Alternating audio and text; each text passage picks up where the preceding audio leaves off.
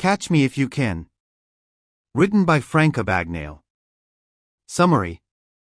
Andy Griffith famously said, "Who is going to believe a con artist? Everyone if she is good." Catch Me If You Can is the compelling life story of Frank Abagnale Jr., one of the 20th century's most infamous con artists. His talent for fraud allowed him to cash checks and fake his way into a cockpit as a Pan Am pilot, as well as numerous other job roles.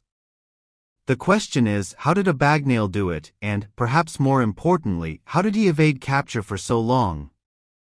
This summary will briefly take us through Frank Abagnale Jr.'s fascinating life. We'll look at the influence of his parents, how he developed his confidence, and how, as his confidence grew, he became more brazen. Finally, we'll look at how the ultimate thief turned good, and ended up with his own security company. A Tale of Two Parents. Abagnale Jr. was born in Bronxville, New York, in 1948. His parents were well-to-do, and he lived a comfortable childhood. After a relatively normal childhood, his adolescence wasn't easy for him. His parents had a complicated relationship, as well as differing parenting styles. Whereas his mother was a disciplinarian, his father had more of a laissez-faire attitude. His father also spoiled him. Before the age of 16, Frank Abagnale Jr. was given a car by his father. The Ford was a hit with the local girls, and Abagnale developed a taste for chasing women. However, Abagnale believed that in order to be attractive to women, he needed to be able to impress them. And in his mind, this meant having money. He tried to acquire cash by working typical teenage jobs, but he soon realized that what he was aspiring to needed a lot more than what part-time work could give him. So the next step was getting a credit card from his father. Things started to go pear-shaped when he developed his first scheme on the back of having a credit card. Abagnale fleeced people for mechanical work that was never completed and car parts that were never received. He racked up debt, and his first con was discovered. Despite all of his indiscretions, his father forgave him, but his mother had a fit and sent him to a very strict boarding school. Boarding school was tough for him, not because of the rules and regulations, but because he could no longer impress girls. The allure of a lifestyle. When asked, "What drives you?" how do you respond? For many people, obtaining a particular lifestyle and quality of life is a significant influence. Abagnale's experience of life at boarding school wasn't the lifestyle that he had in mind. Abagnale always saw himself as a bit of a Casanova and a playboy.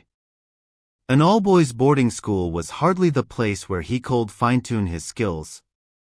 Then when he returned home and learned that his parents had split up and lost a lot of their former fortune, he was devastated and left home to try and make it on his own.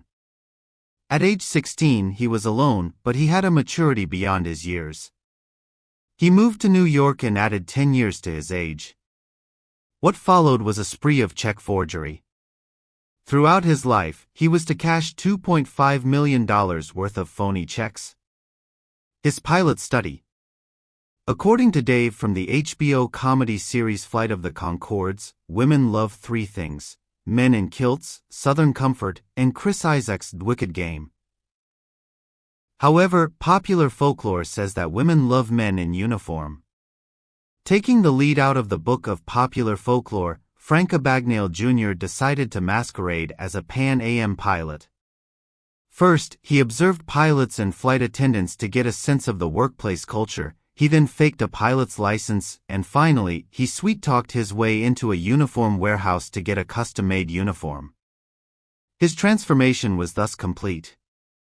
With his newfound ticket to anywhere, he became a deadhead, which allowed him to travel throughout America. Being a deadhead enables you to gain free passage under the guise of reporting for duty at that destination. You may be dubious about the fact that a teenager could hoodwink the airline industry and fly indiscriminately throughout the country, but airport security was very different in those days. Where Abagnale was careful was that he didn't try and fly any of the planes, but instead boarded the aircraft as a deadhead. The other benefit of being a Pan Am pilot was that he got to stay at numerous hotels and run up an account that would be sent through to the airline. Doctoring his degree. When Abagnale moved to River Bend, he put Dr. in the box marked for employment on his rental application form. Coincidentally, his neighbor at his new apartment was a doctor. So again, he used his power of observation and conversational techniques to befriend his neighbor and pick up a few tricks of the trade. After this, he forged documents and claimed to be on medical leave. Despite being unethical, Frank Abagnale did have some sense of moral duty and didn't want to put lives at risk by treating patients. However, he did accept a job as a shift supervisor and had a host of interns that he was in charge of. In his spare time, Abagnale worked on his persona and learned medical jargon so that he could be even more convincing. Eventually, he bowed out of his medical career before anything too disastrous happened. Law and disorder. Perhaps one of the most remarkable achievements of Frank Abagnale Jr. was when he actually passed the Louisiana bar exam. Then after faking a degree from Harvard, he landed up in the Louisiana State General Attorney's office. The game was eventually up when a colleague who actually attended Harvard smelled a rat. Abagnale decided that the curtain should close on his fake legal career. You may also be wondering how he got away with all of this forgery and deception. The FBI had an interest in Frank Abagnale because of his bounce checks. However, he was tricky to pin down because he was clever with how he chose the routing numbers on his checks. The numbers he chose meant that the checks would take the maximum amount of time to bounce. However, when Sean O'Reilly was assigned the case, he made it his mission to capture Abagnale. There were a series of close calls where Abagnale just evaded capture. Finally, after running from the law in the States, he opted for a change of scenery and forged a passport to get him to France. It was there that Abagnale's life of crime came to a comparatively lackluster end. He was arrested in a grocery store. After being a pilot, a Harvard graduate, a lawyer, a professor, and a doctor, he finally was arrested while doing something as mundane as grocery shopping. Behind bars. Frank Abagnale Jr. spent 6 months at Perpignan.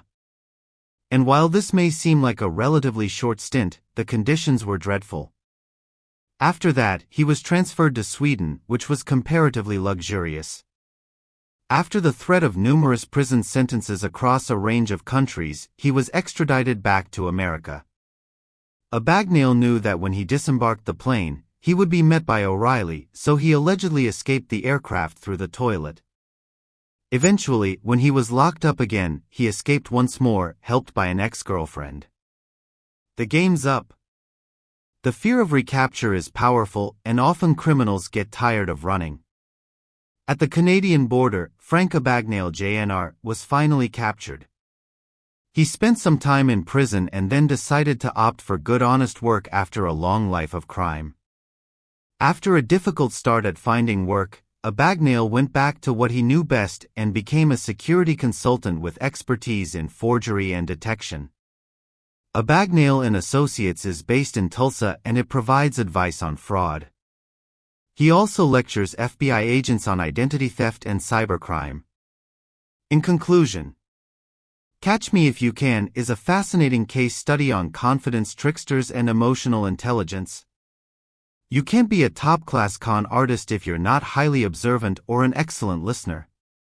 As Abagnale says, observation is a skill that can be developed, but I was born blessed or cursed with the ability to pick up on details and items the average man overlooks. The art of the con is the ability to analyze fine details and remember them. Hence, having a good memory and keeping up with the hustle is one of the most challenging aspects of succeeding. Frank Abagnale Jr. succeeded because he was highly confident, very shrewd, creative, and brazen. Lying isn't easy to sustain, and it's a lot easier to remember truths than to remember lies. When it comes down to it, the devil really is in the details. However, as with most criminals, the chances of getting caught are highly likely because the ego is powerful and at some point, the con artist will take it a step too far in a bid to outwit those chasing them. Although there's widespread speculation about the legitimacy of Abagnale's story, the book does assert that it's based on a true story. Moreover, O'Reilly is based on Joseph Shea, who remained a great friend of Abagnale's. In the end, it wouldn't be beyond the realms of possibility that some of the book's claims had tricked us. After all, a con artist's only weapon is his brain.